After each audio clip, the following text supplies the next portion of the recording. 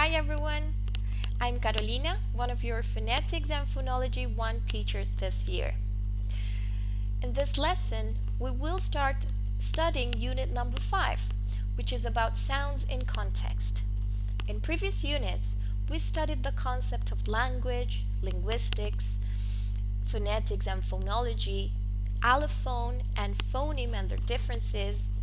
Then we studied speech production, and we analyzed the different systems which are involved in that process. Afterwards, we studied the different vowel sounds and consonant sounds in general British English. But now we will start analyzing sounds in context, as I said before. And this means that you will see the way in which they affect each other. So we will deal with morpheme realizations and also some processes that take place in connected speech. This is an outline of the topic of unit number 5. As you can see, there are two main topics: inflectional suffixes, the one that we're going to cover today, and gradation, the second topic in this unit. But before we move on to inflectional morphemes, let's try to bring some background knowledge or background information that you may have learned in grammar. What is a morpheme? As you know, a morpheme is the smallest meaningful unit or unit of meaning in a language. This image shows that they are classified as free morphemes or bound morphemes. Free morphemes are those which can stand alone as words. They can be lexical, like nouns or verbs or adjectives, or functional, like prepositions or pronouns and so on. Bound morphemes are morphemes which cannot stand alone as separate words. That means that they have to be connected to another morpheme, and they can be classified as derivational or inflectional, and this is what we're interested in now. Inflectional morphemes, or we'll call them inflectional suffixes. What is a suffix then? A suffix is a morpheme added at the end of another morpheme to form a new word. We'll provide an example here. Come, coming. So we have the present participle inflection ing, which is realized as ing. Come, coming. So what is the difference between derivational and inflectional suffix formation? Inflectional morphemes are units which combine with roots to modify aspect, tense, person, number. In this case, this addition does not change the meaning of the root or the stress pattern. That's why they are called stressed neutral affixes. Derivational morphemes, on the other hand, change the grammatical category of a word. I'm going to give you an example. Abstract, abstraction. So in that case, the addition of the morpheme changes a word from an adjective to a noun. Let's see the next question. How many inflectional suffixes are there in the English language? Luckily, fortunately, there are only 7 inflections, which we're going to study now. Do they change the stress pattern of the word? No, they don't. So, let's see each one of those inflectional suffixes we mentioned. The first one is the preterite morpheme, or the past tense morpheme, which in spelling is realized in regular verbs in the past tense as ed or d or ied. But how is it pronounced? How is it realized? We have 3 possibilities which depend on the last sound of the root. It could be id as an extra syllable. It could be realized as the voiceless alveolar plosive t, or as the voiced alveolar plosive d. Then we have a second second case in which there are three inflectional suffixes which are realized in the same way, depending, of course, again, on the last sound of the root. The possibilities are is as an extra syllable, as a voiceless alveolar fricative s, or as the voiced alveolar fricative z. Another inflectional suffix is the present participle, which I think is the easiest one because it's realized as ing in all cases. Then, the comparative form of adjectives, in which, as you know, the morpheme to add is the schwa. But be careful here because adjectives ending in the velar nasal sound have the addition of a sound, which is a velar plosive g that you add before the suffix. The last case is a case of superlative form of adjectives, in which we add the morpheme ist at the end or after the root. Again, be careful, pay attention, because in adjectives which end in the velar nasal sound, we also add the velar plosive g before this morpheme. Now we will see each one of the morphemes in detail. The first one is the preterite morpheme or past morpheme. As you know, regular verbs add d, ed, or ied in spelling to form the past tense or the past participle. There are three possibilities for the realization in terms of pronunciation. How do we pronounce those morphemes? Well, the first one, if the stem ends in the voiceless alveolar plosive t or in the voiced alveolar plosive d, an extra syllable has to be added, which is id. For example, decide, decided, protect, protected. Let's see the second case, in which the stem ends in a voiced sound except the voiced alveolar plosive d. So in this case, the morpheme is pronounced d.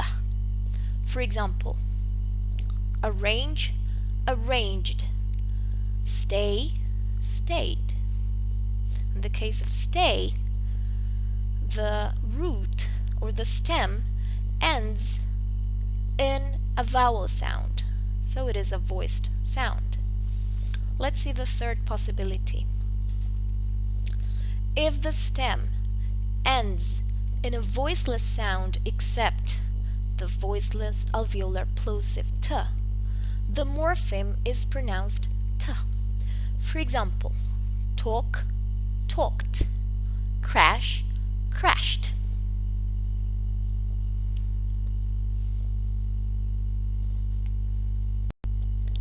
Now it's time to practice what we have just seen. So let's practice with some examples. In this chart, you will see different verbs in the base form. So we will see the pronunciation in the base form, and then we have to analyze how the preterite morpheme or the past tense morpheme is realized. So let's see the first verb. Want, want, want. Let's analyze this verb. The stem in this case ends with the voiceless alveolar plosive sound t. So what do we do in these cases? What we do is to add an extra syllable. So the resulting sound is wanted, wanted, wanted. The next verb is clean, clean. So what happens here? This verb ends in a voiced sound, the voiced alveolar nasal sound. So in this case, we add the voiced alveolar plosive d. So the resulting sound is cleaned, cleaned, cleaned. This is the pronunciation. Let's see the third example. Carry, carry. In this case, the stem ends in a vowel sound. So, since it ends in a vowel sound, what we do is quite similar to the previous one. We add the voiced alveolar d sound.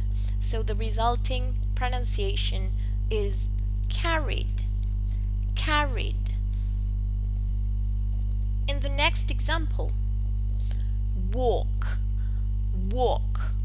The stem ends in this voiceless velar plosive, walk. So in this case, what we do is to add the voiceless alveolar plosive t. So the resulting pronunciation is walked, walked, walk, walked. Let's see the next example. Watch, watch. Let's analyze this case. In this example, the stem ends in a voiceless post-alveolar affricate sound, ch, watch. So, how is the past tense morpheme realized? It is just as the previous one. It is realized as the voiceless alveolar plosive, t. So the resulting pronunciation is watched, watched, watched. Let's see the next example. Paint, paint, paint. Let's take a look at the first example, which follows the same rule as paint. Want, paint, want, paint. If you take a look at the last sound in the stem, you will realize that it ends in a voiceless alveolar plosive t. And the rule says that verbs ending in t or d, that is, in the voiceless or the voiced alveolar plosive sounds, what we have to do is to add an extra syllable to be able to realize the preterite morpheme. So the resulting sound, or the resulting pronunciation in this case, is painted, painted, want, wanted, paint, painted. In the next example, the verb finish is pronounced finish. So, as you can see, the stem ends in a voiceless sound. It is a voiceless post-alveolar fricative sound, sh. So in this case, the preterite morpheme is realized by adding the voiceless plosive t, the voiceless alveolar plosive t. Let's see the next example. Stop. This is similar to the previous example. Stop, because in this case the stem ends in a voiceless plosive bilabial plosive sound, p. So, as you know, the preterite morpheme, or the past tense morpheme is realized as a voiceless alveolar plosive. Stop, stopped. Finish, finished. The next example is the verb use, use. As you know, this verb ends in a voiced alveolar fricative sound, z. So in this case, the morpheme, the past morpheme or preterite morpheme, is realized as a voiced sound to. Use, used. Use, used. Be careful with the expression used to. In that case, used to is pronounced with a voiceless sound. You will see that in future classes. There's a process there which is called assimilation, but we will not deal with it now. Laugh, laugh. In this case, the stem ends in a voiceless sound, which is the voiceless labiodental fricative, laugh. So, how do we realize the preterite morpheme? What we do is, just like the case of stop and finish, add the voiceless alveolar plosive t. So, stop, stopped. Laugh, laughed. And this is the last example in this part. It is very important to be ready to explain each one of the cases for final exams. It is a final exam question. So be ready to explain each one of the cases by looking at the last sound in the stem. Now we will see a different kind of realization of morphemes, and we will explain 3 cases together because the realization of the morpheme is quite similar. So they are the plural morpheme, the genitive case or possessive case, possessive morpheme, and the third person singular forms. So let's see what happens. We have again 3 possibilities depending on the last sound in the stem. So the first possibility is, if the stem ends in a sibilant sound, here you can see all the sounds that are referred to as sibilant. Let's remember the concept of sibilant. A sibilant sound is a sound in whose production the tip of the tongue is near the roof of the mouth. So the resulting sound is a hissing sound. So what do we do in these cases? What we do is to add an extra syllable. The syllable is. For example, rush, rushes, church, churches.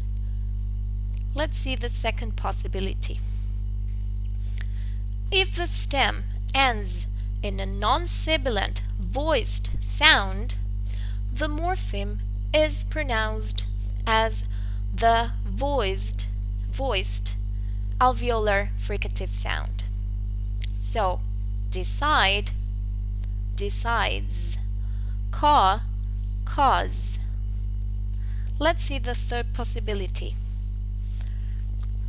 If the stem ends in a non-sibilant voiceless sound, then the morpheme is pronounced as a voiceless alveolar fricative s.